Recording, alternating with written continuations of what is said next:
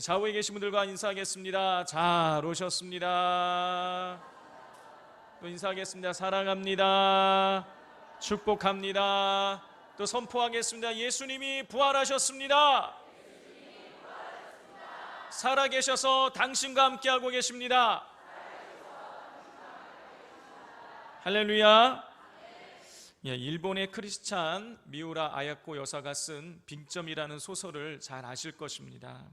많은 분들이 아마 읽어보셨을 텐데요, 소설의 내용은 이렇습니다. 한 병원의 원장이었던 스지구치라는 사람이 있었습니다. 근데 이 스지구치의 아내는 나스에라는 여인이었는데요, 이 나스에라는 여인이 남편 스지구치의 그 병원의 젊은 의사와 정분이 나게 되었습니다. 어느 날 그 젊은 의사를 자기의 집으로 오게 하고, 그리고 둘만 있고 싶어서 어린 딸을 밖에 나가서 혼자 놀게 했습니다. 자, 그런데 그때에 이 어린 딸이 혼자 나가서 놀다가 그만 유괴범에서 납치를 당해서 죽게 되는 것이죠. 후에 이 남편 스지구치는 이 자기 병원에 있는 젊은 의사와 이 자기의 부인이 그렇게 정분이 났고, 또 나중에는 그 간통하는 현장까지 목격을 하게 되면서 남편에 대해서, 아내에 대해서 복수하고자 하는 마음을 품게 됩니다. 그리고 얼마간의 이제 그 딸의 장례를 치르고 나서 얼마간의 시간이 지나고 난 이후에 남편 스지구치는 아내 나스에게 우리가 아이를 하나 좀 입양해서 키우자라고 이렇게 제안을 합니다. 그래서 어린 그 아기 딸 아이를, 여자아이를 데려다가 이제 입양해서 키우게 됩니다. 이 나스에는 자기가 잘못해서 잃어버린 그 어린 딸을 기억하면서 이 입양한 아이를 정말 자기가 낳은 아이처럼 지극정성으로 키우게 되는 것이죠. 자, 그 아이의 이름은 요코였습니다.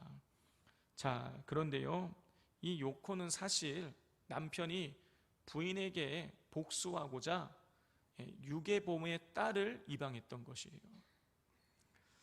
요코가 초등학교 1학년이 되었을 때에 이 나스에가 남편의 서재를 정리하다가 하나의 쪽지를 발견하게 되는데, 그 쪽지를 보았더니 이 요코가 이 유괴범의 딸이라는 그 내용이 거기 적혀 있는 것입니다. 너무나 큰 충격을 받은 거예요. 정말 자기가 낳은 애처럼 그렇게 지극정성으로 아이를 잘 키웠는데, 이 아이가, 내가 이렇게 사랑으로 키웠던 이 아이가 내 딸을 죽인 유괴범의 딸이라니 도저히 용납이 되지 않는 것입니다. 그때부터 그렇게 사랑스럽게 느껴졌던 이 요코에 대한 마음이 확 식어져 버리는 거예요. 초등학교 1학년인 요코는 도대체 갑자기 엄마가 나를 왜 이렇게 차갑게 대하는지를 도대체 이해를 할 수가 없는 것입니다. 하지만 시간이 지나면서 자신이 내가 친딸이 아니구나 라는 것을 알게 되면서 담담하게 그냥 그런 상황을 받아들이면서 외로움 속에서 성장하게 되는 것이죠. 그리고 시간이 흘러서 이 요코가 성숙한 여인이 되어서 아주 훌륭한 집안의 남자로부터 사랑 고백을 받게 됩니다. 그러나 나스에는 그 훌륭한 집안의 아들과 이 요코가, 자기를 죽인 유괴범의 딸인 이 요코가 결혼하는 것이 도저히 용납이 되지 않는 것이에요.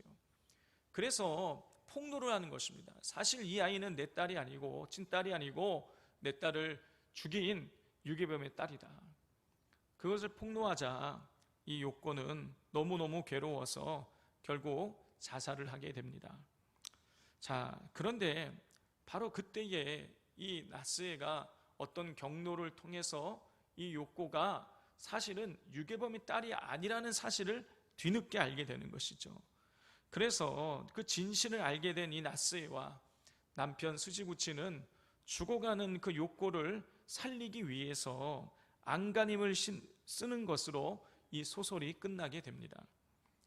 자, 이 소설은 인간 사랑의 한계성을 인간의 본성에 기초해서 너무나 극적으로 잘 표현을 했기 때문에 나중에 이 미우라 아야코 여사는 이 빙점이라는 소설로 노벨 문학상을 수상하게 됩니다.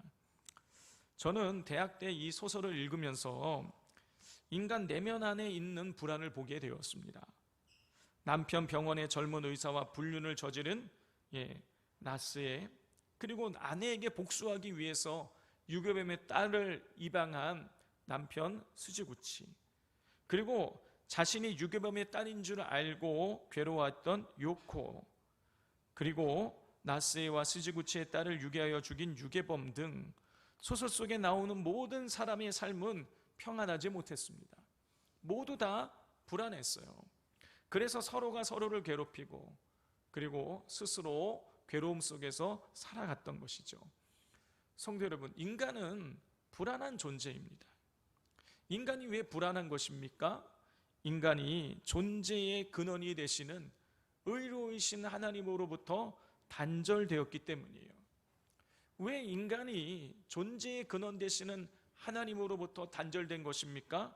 죄 때문이에요. 죄가 하나님과 인간 사이를 가로막은 것입니다. 그렇기 때문에 인간은 이 엄마랑 분리된 아이들이 불안을 느끼듯이 늘 하나님과 단절되었기 때문에 늘 그 불안 속에서 살아가게 되는 것이죠.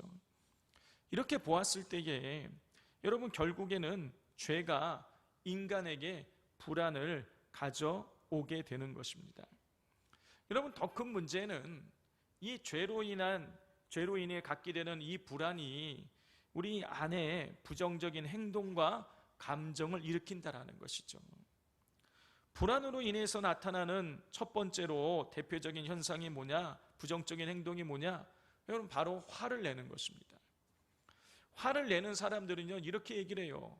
아니, 상대방이 저렇게 행동을 하니까, 상대방이 저런 말을 하니까, 상황이 이렇게 되니까 내가 화를 낸다라고 그렇게 말을 합니다. 상대방을 탓하고 상황을 탓해요. 자, 그런데 여러분, 실상 화를 내는 이유는요, 그게 아닌 것입니다. 여러분, 이 상황이, 이 사람이 내가 원하는 대로 통제가 되지 않아서 무언가 잘못되어 내가 피해를 볼까 불안해서 화를 내는 것입니다. 그렇기에 내가 충분히 이 상황이 통제가 되고 내가 이 사람을 통제할 수 있다라고 생각이 되면 여러분, 절대로 화를 내지 않습니다. 내가 통제할 수 있는 상황이 있을 때에는요, 그 사람은요, 세상에 그렇게 좋은 사람일 수가 없어요. 그러나 내가 상황을 통제할 수 없다라고 생각이 되면 급속도로 돌변을 해서 화를 내게 되는 것이죠. 여러분, 그럴 때면은요, 이전에 좋았던 모습은 온데간데 없어지고 이 사람이 이전에 내가 알던 사람인가, 같은 사람인가 할 정도로 사람이 돌변하게 되는 것입니다.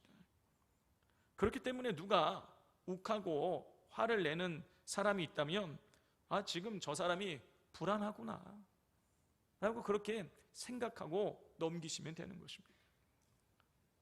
두 번째로, 우리가 불안으로 인해서 나타나는 현상 중에 하나가 뭐냐? 질투입니다. 성도 여러분, 우리가 언제 질투합니까? 내가 받고 싶은 것을 남이 받고, 내가 되고 싶은 것이 남이 되고, 내가 갖지 못한 것을 남이 가지고 있을 때, 여러분, 그때 우리가 질투해요. 조금 더 구체적으로 들어가 보자면, 여러분, 질투는요, 내가 무언가를 소유하고 내가 무언가를 성취하고 내가 인정받고 내가 주목받고 싶은데 그렇게 될 수 없다라는 그 생각이 될 때, 그때 여러분, 우리에게 불안감이 일어나고 그 불안감이 질투를 일으키게 되는 것이죠. 자, 이렇게 죄로 인해 발생하는 불안은요, 우리에게 화를 일으키고 그리고 질투라는 부정적인 행동을 일으키게 되는 것입니다. 여러분, 이런 사실을 우리는 오늘 본문에 등장하는 그 인물들을 통해서 확인할 수가 있어요. 오늘 본문에는 두 부류의 사람이 등장을 합니다. 한 사람은요, 은혜가 충만한 스데반이고요, 또 한 사람은 은혜가 충만한 스데반을 못마땅하게 여기는 자유민들이었어요. 자, 먼저 우리 스데반에 대해서 우리가 살펴보도록 하겠습니다. 스데반이 어떤 사람일까요? 첫 번째로, 스데반은요, 성령과 지혜가 충만하고 성도들에게 칭찬받는 사람이었어요. 지난주에 우리가 살펴보았듯이 초대교회가 막 급성장하고 있을 때에 교회 안에 문제가 일어났습니다. 헬라파 과부들이 구제해서 자꾸 빠지는 일들 때문에 헬라파 유대인들과 히브리파 유대인들 사이에 갈등이 일어나게 되었어요. 사도들은 여러분 이 문제를 해결하기 위해서 구제를 전담할 수 있는 사람 7명을 세우자고 성도들에게 제안을 합니다. 그리고 사도들은요, 어떤 사람을 이 구제를 전담할 7명의 사람으로 세워야 될지 그 기준을 제시를 하는데요, 그 기준이 6장 3절에 나와 있습니다. 형제들아, 내가 너희 가운데서 성령과 지혜가 충만하여 칭찬받는 사람 7을 택하라. 우리가 이 일을 그들에게 맡기고. 성도들은요, 사도들이 제안한 성령과 지혜가 충만한 사람, 그래서 성도들에게 칭찬받은 사람, 칭찬받을 만한 사람 7명을 세우게 되는데 그 중에 한 사람이 스데반이었어요. 그러니 스데반이 어떤 사람이냐? 성령과 지혜가 충만하고 성도들에게 칭찬받는 사람인 것이죠. 자, 또 그는요, 그러니까 스데반 집사가 성령과 지혜가 충만했다 그러는데, 스데반 집사가 성령이 충만했다는 얘기는요, 그가 기도하는 사람이었다라는 거예요. 여러분, 오순절 마가의 다락방이 성령이 어떻게 임했습니까? 기도할 때 임했어요. 그러니까 스데반 집사가 성령 충만했다는 얘기는 기도하는 사람이었다라는 거예요. 또 스데반 집사가 지혜가 충만했다 그랬습니다. 여러분, 스데반 집사가 지혜가 충만했다는 이야기는 무슨 뜻이냐면, 스데반 집사가 세상의 이치를 깨달은 사람이라는 그런 뜻인 거예요. 자, 3절에 지혜가 충만하여 이렇게 되어 있는데요, 여기에서 지혜를 나타내는 이 헬라어가 소피아스예요. 근데 이 소피아스의 원형이 뭐냐? 소피아인데, 소피아의 뜻이 뭐냐면 세상의 이치를 깨닫고 진리를 활용하는 지혜를 뜻해요. 세상의 이치를 깨닫고 진리를 활용하는 지혜, 이게 소피아스, 지혜인 거예요. 자, 따라서 스데반이 지혜가 충만했다는 얘기는요, 하나님께서 부여하신 하늘의 지혜가 충만했다는 뜻인 동시에 세상의 이치를 그가 깨달은 사람이다라는 그런 뜻인 거예요. 자, 또 스데반 집사가 어떤 사람이냐? 은혜와 권능이 충만하여 기사와 표적을 행하는 사람이었어요. 우리 8절 말씀을 같이 한번 읽어보겠습니다.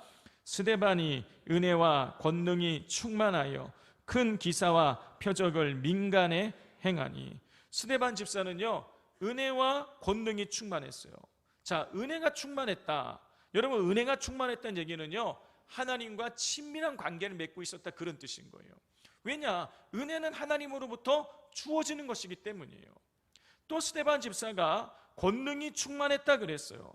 여러분, 권능의 충만은요, 성령 충만의 결과인 거예요. 그리고 성령 충만한 사람은요, 여러분, 기사와 표적을 행하게 되는 것입니다.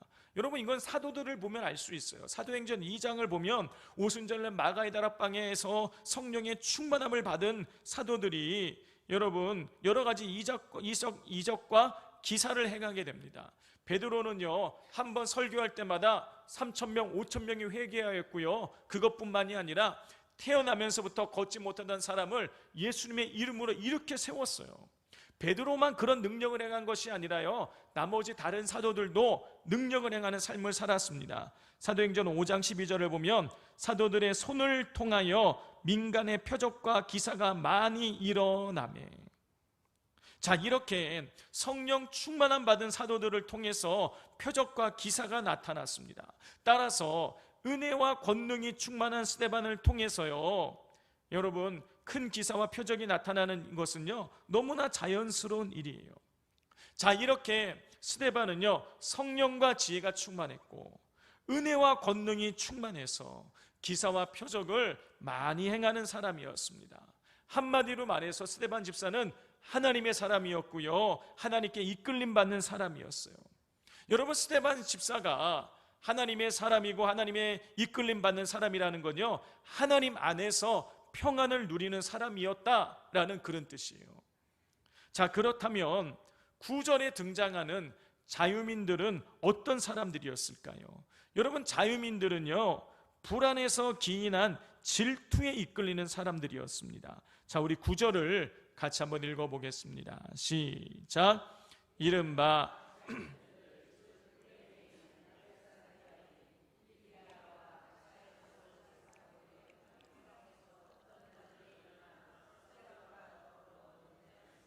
성도 여러분, 자유민들은 스데반이 민간에서 큰 기사와 이적을 행하는 것을 보고 스데반과 더불어서 논쟁했어요. 여러분, 논쟁했다는 얘기는 무슨 뜻입니까? 스데반이 행한 일을 가지고 문제 삼았다, 그런 뜻인 거예요. 성도 여러분, 스데반이 민간에 행한 큰 기사와 이적이 무엇일까요? 8절에 보면 스데반이 민간에서 큰 기사와 이적을 행했다고 기록을 하고 있고, 바로 이어서 9절에 지금 논쟁을 했다 기록하고 있는데, 여러분, 그러면 이 문제 삼았다라는 것은 8절에 나오는 이 큰 기사와 이적을 의미하는 것이에요. 성령 충만했던 스데반이 민간에 어떤 큰 기사와 이적을 행했을까요? 여러분, 이것은요, 사도들을 보면 알 수 있어요. 사도들이 성령의 충만함을 받았을 때에 어떻게 했습니까? 사도들은요, 병자를 고치고 귀신을 내어 쫓았어요. 그렇다면 성령이 충만했던, 권능이 충만했던 스데반도 당연히 병을 고치고 귀신을 내어 쫓았을 것입니다. 그렇다면 이 스데반이 예루살렘에 있는 사람들에게 여러분 해를 끼친 게 아니라 유익을 끼친 거예요. 병을 고쳐주고 귀신을 내어 쫓아서 정상적인 생활을 하게 만들었으니 여러분, 이건 해를 끼친 게 아니라 여러분 유익을 끼친 것이에요. 자, 좋은 일을 한 것입니다. 그러니 좋은 일 한 걸 가지고 문제를 삼을 것이 아니에요. 또 스데반이 이 기사와 이적을 행한 것 때문에 자유민들이 손해를 본 것이 없으니 스데반과 논쟁할 이유도 없는 것이에요. 더더군다나 자유민들은요, 예루살렘에 사는 사람들이 아니라 지금 해외에 살다가 예루살렘에 지금 방문한 사람들이에요. 그러니 스데반이 예루살렘에서 행한 일을 가지고 잠시 방문한 사람들이 문제를 삼을 거리가 아닌 것입니다. 자, 여러분, 9절을 보면은요, 자유민들은요, 구레네인, 알렉산드리아인, 길리기아와 아시아에서 온 사람들이었어요. 예루살렘에 정착해서 사는 사람들이 아니었습니다. 따라서 예루살렘에 사는 스데반이 예루살렘 사람들에게 유익을 끼치는 일에 대해서 문제를 삼을 수 있는 상황이 아니에요. 그런데 자유민들은 스데반이 행한 그 선한 행동에 대해서 문제를 삼고 논쟁을 했어요. 여러분, 이렇게 생각할 수도 있습니다. 아니, 스데반이 지금 이 절기를 지키기 위해서 찾아온 사람들이니까 이 스데반이 예수님 전하니까 그거 가지고 문제 삼았을 것이다, 이렇게 생각할 수 있겠지만은요, 여러분, 우리가 8절과 9절을 보면 스데반이 예수님에 대한 복음을 전했다, 이런 내용이 나오질 않아요. 기사와 표적을 행했다는 것만 나오고 있습니다. 여러분, 이렇게 보았을 때에 여러분, 자유민들이 문제를 삼은 건요, 복음의 내용이 아닌 것이에요. 사람들에게 병을 고쳐주고 귀신을 내어 쫓아서 유익을 끼친 그 기사와 표적을 행한 것을 가지고 지금 문제를 삼고 있는 것입니다. 자, 그러나 여러분, 자유민들은요, 스데반과 그렇게 논쟁을 하고 스데반이 행한 일에 대해서 문제를 삼았지만, 여러분, 10절에서처럼 지혜와 성령이 충만한 스데반을 이길 수가 없었어요. 자, 그러자 어떻게 합니까? 흉계를 꾸미게 돼요. 우리 11절부터 13절까지를 교독해 보겠습니다. 사람들을 매수하여 말하게 하되 이 사람이 모세와 하나님을 모독하는 말을 하는 것을 우리가 들었노라 하게 하고,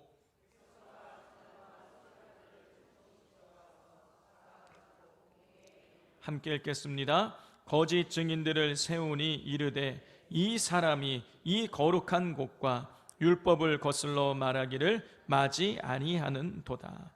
자유민들은요, 사람들을 매수해서 이 스데반이 모세와 하나님을 모독하는 말을 했다, 이렇게 거짓으로 고발하게 해가지고 지금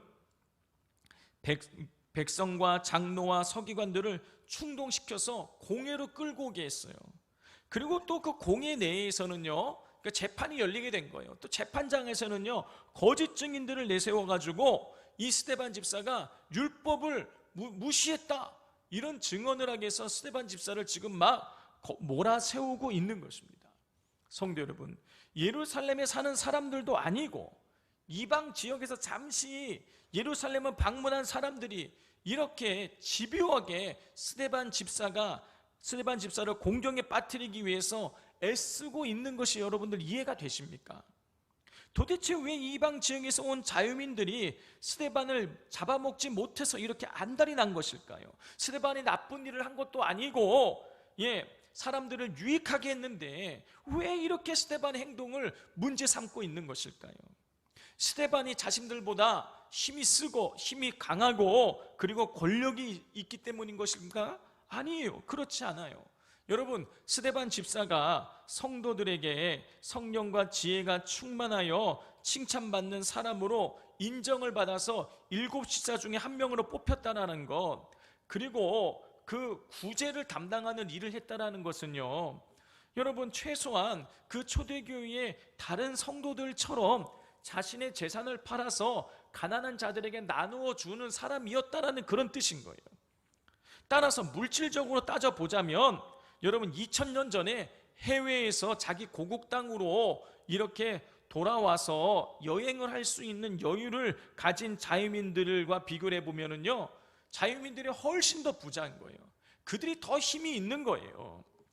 여러분, 그렇다면 도대체 왜 자유민들은 이렇게 스데반을 잡아먹지 못해가지고 이렇게 안달이 난 것일까요? 여러분, 이유는 간단해요. 여러분, 질투가 났기 때문인 것입니다.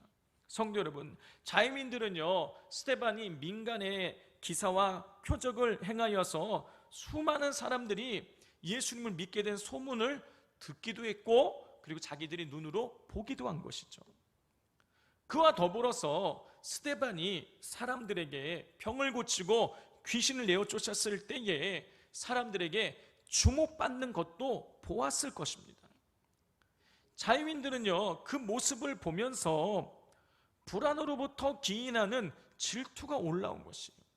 여러분, 질투 외에는요, 자신들과 아무런 이해관계가 없는 스데반을 공경에 빠뜨리기 위해서 돈을 써서 사람을 매수하고 거짓 증언을 서게 만드는 일을 한 것에 대해서 달리 설명할 방법이 없습니다.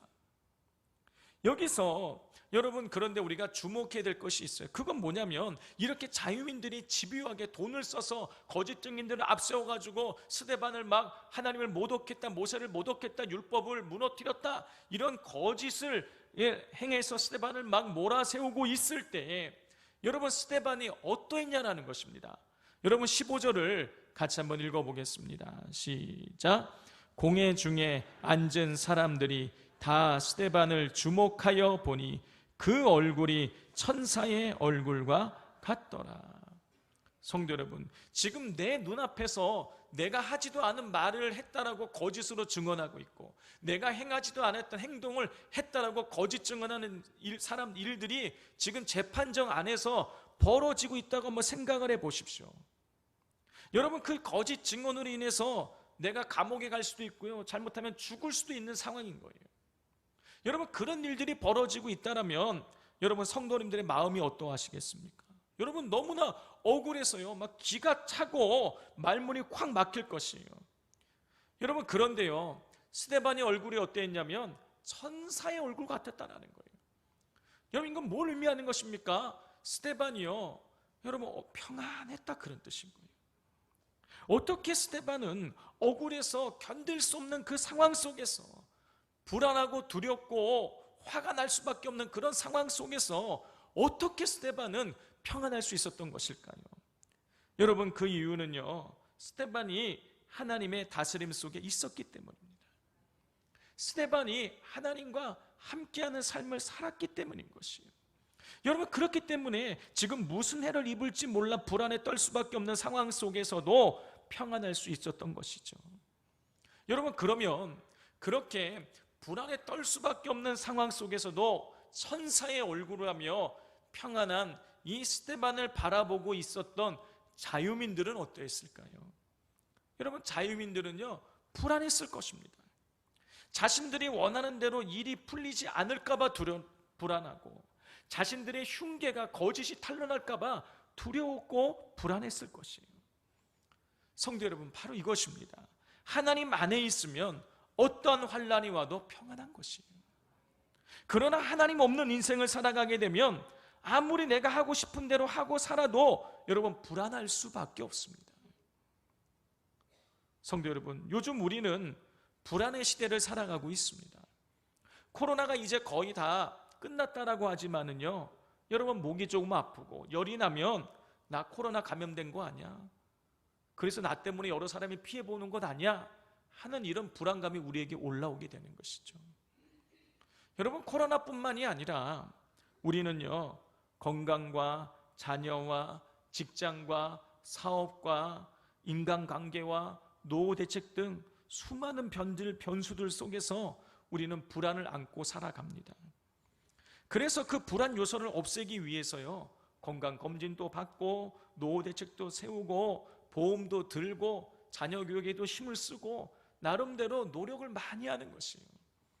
여러분, 그런데 어떻습니까? 그렇게 내가 열심히 노력한다 그래서 여러분 그 불안이 사라집니까? 여러분, 사라지지 않습니다. 왜냐하면 우리에게 불안을 안겨주는 이 수많은 변수들을 우리가 완벽하게 대응할 수 없기 때문이에요. 그러면 우리는 어떻게 이 불안한 환경 속에서 여러분 평안을 누릴 수 있을까요?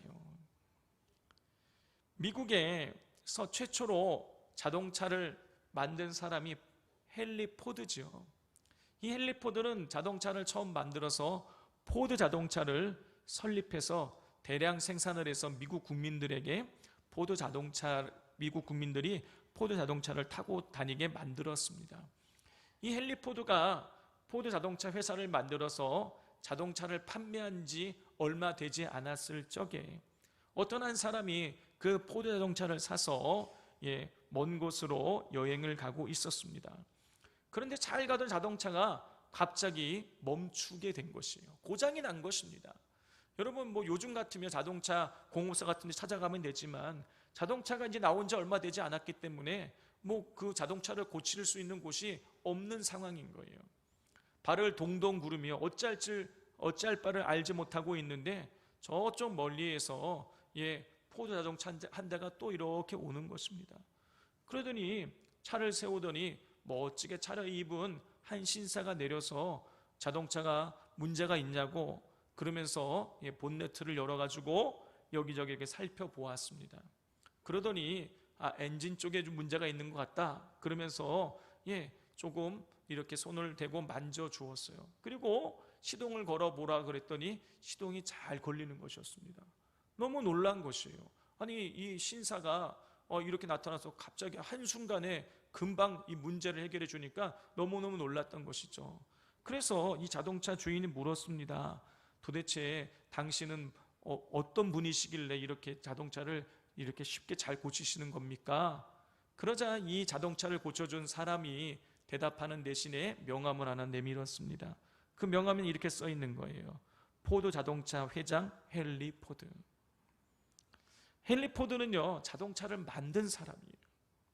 만든 사람이니까 어디가 문제가 있고 어디가 잘못되는지를 정확하게 문제를 진단하고 그 문제를 고쳐줄 수가 있었던 것입니다. 성도 여러분, 하나님께서 우리를 만드셨습니다. 그렇기에 우리 인생의 고장난 곳을 잘 아실 뿐만이 아니라 정확하게 고쳐주실 수 있으세요.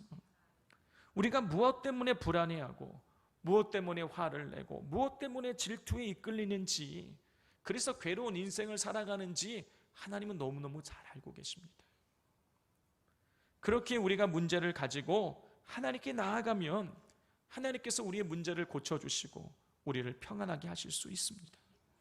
우리가 스데반 집사처럼 하나님 안에 거하면, 예수님의 말씀을 붙들면 여러분, 우리는요 불안한 인생 가운데에서도 평안할 수 있습니다. 요한복음 14장 27절입니다. 평안을 너희에게 끼치노니 곧 나의 평안을 너희에게 주노라. 내가 너희에게 주는 것은 세상이 주는 것과 같지 아니하니라.